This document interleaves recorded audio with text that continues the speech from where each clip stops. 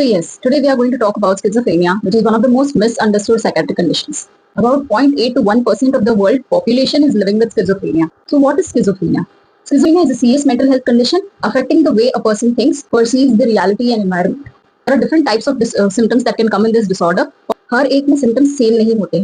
The first category of symptoms is known as positive symptoms. The most common positive symptom which we see is called a delusion. Patient को बिल्कुल 100% यकीन होता है ऐसी बातों में जो कि सच नहीं होते हैं, पर अब जितना भी उनसे बोलो कि ऐसा है नहीं, वो मानने तैयार नहीं होते, शक वहम करने लगते हैं, जैसे कि कोई मुझे मारने आ रहा है, कोई मेरे खिलाफ साजिश कर रहे हैं, कोई मेरे बारे में बातें कर रहे हैं मेरे पीछे, जो भी मैं सोचता हूँ सबको पता चल जाता है. Like how in a TV or radio the information is broadcasted, your thoughts are also getting broadcasted. दूसरा symptom is hallucinations. कोई चीज नहीं होती है लेकिन इनको ये दिखाई दे रही है, या कोई आवाज नहीं आ रही है पर इनको कुछ सुनाई दे रहा है.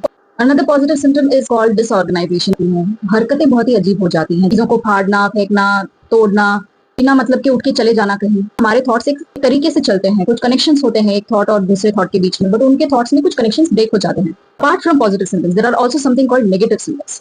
नेगेटिव सिम्टम्स में जो भी नॉर्मल बिहेवियर था उसमें कुछ कमी आना, जैसे लोगों से कम बातचीत करना, कम हंसना, कम नहाना धोना, खाना पीना नहीं ले रहे हैं, नींद नहीं आ रही है, फंक्शंस होते हैं, इवेंट्स होते हैं, उसमें पार्टिसिपेट नहीं कर रहे हैं. Third category of symptoms is known as cognitive symptoms. Cognitive symptoms में कंसंट्रेशन में दिक्कत आ रही है, आप जो सिंपल मैथ प्रॉब्लम्स आप पहले कर लेते थे ये कर नहीं पा रहे हैं, याददाश्त की दिक्कत आती है, खुद से कुछ डिसाइड नहीं कर पाते हैं.